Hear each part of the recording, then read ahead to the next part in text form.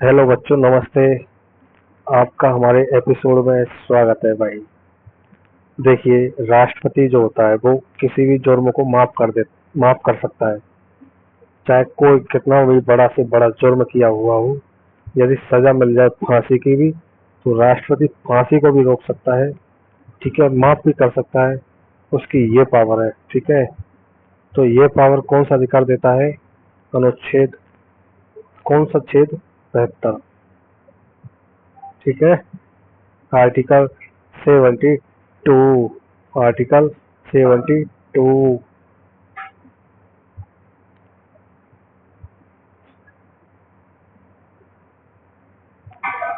तो आर्टिकल 72 तो कहता है राष्ट्रपति के लिए, तो राज्यपाल के लिए 161। ठीक है, राज्य के राज्यपाल को भी क्षमादान की शक्ति प्रदान की गई है 161 के तहत।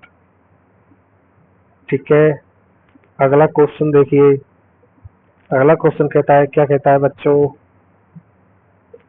भारतीय संविधान का कौन सा अनुच्छेद आपात की उद्घोषणा करता है? तो आपात की 3 अनुच्छेद वर्णन करते हैं आपातकाल के बारे में। कौन कौन से हैं?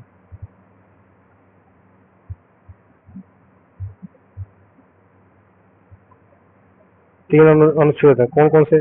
306 है, 352 है, 356 है और 360। याद रखिए, 352 है नेशनल इमरजेंसी।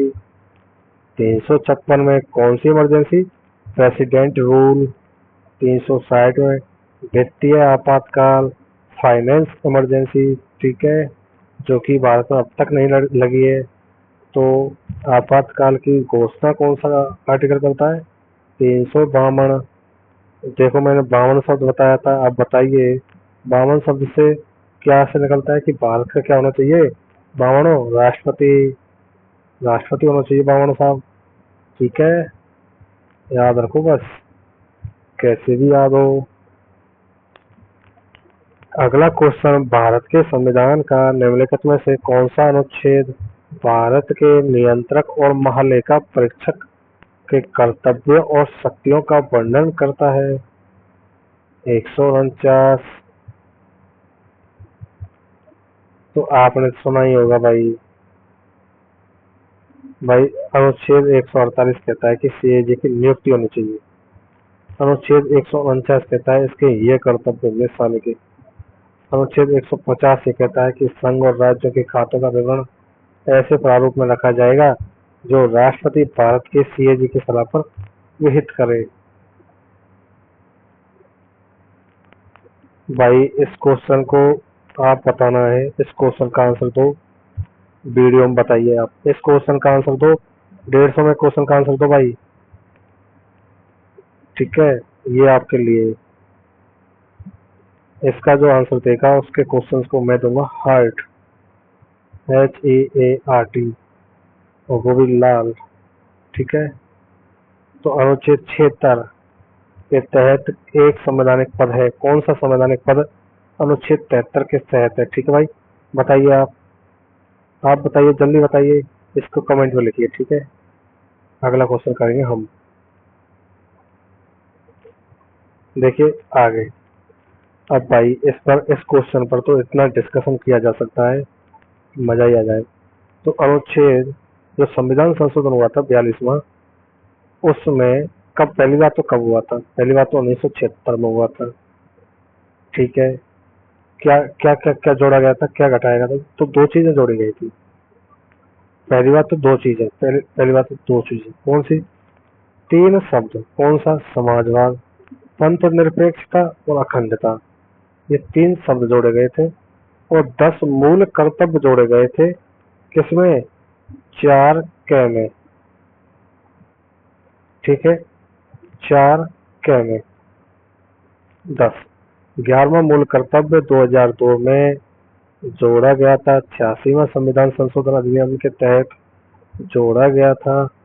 सरदार स्वर्ण सिंह समिति की सिफारिशों पर 42वां संविधान संशोधन हुआ था। सरदार स्वर्ण सिंह की सिफारिश पर हुआ था। अगला क्वेश्चन, तो क्वेश्चन है लाजवाब। भारतीय संविधान का भाग संविधान संशोधन कहता है। तो भाग 20। देखिए, आपको बताना है कि संविधान संशोधन लिए कहाँ से गए थे। तो ये लिए गए थे साउथ अफ्रीका से।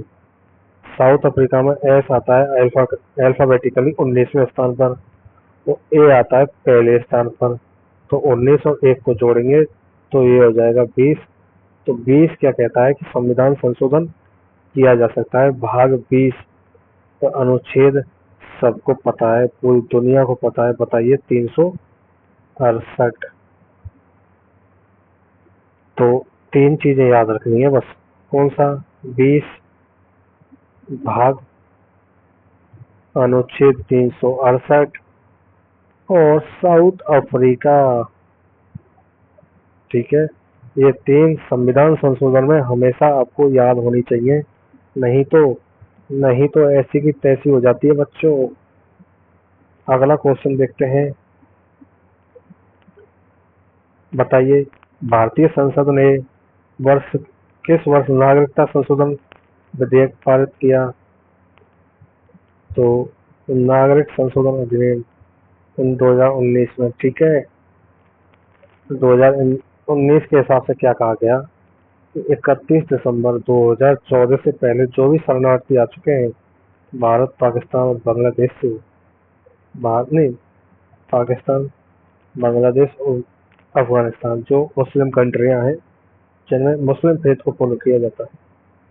ठीक है, मुस्लिम फेथ। ठीक है, और जो जो भी हिंदू आए हैं, बौद्ध आए हैं, सिख, जैन, पारसी, ईसाई आए हैं, उनके लिए नागरिकता दी जाएगी, जो भी अब पास ही हो चुका है। ठीक है, अगला क्वेश्चन।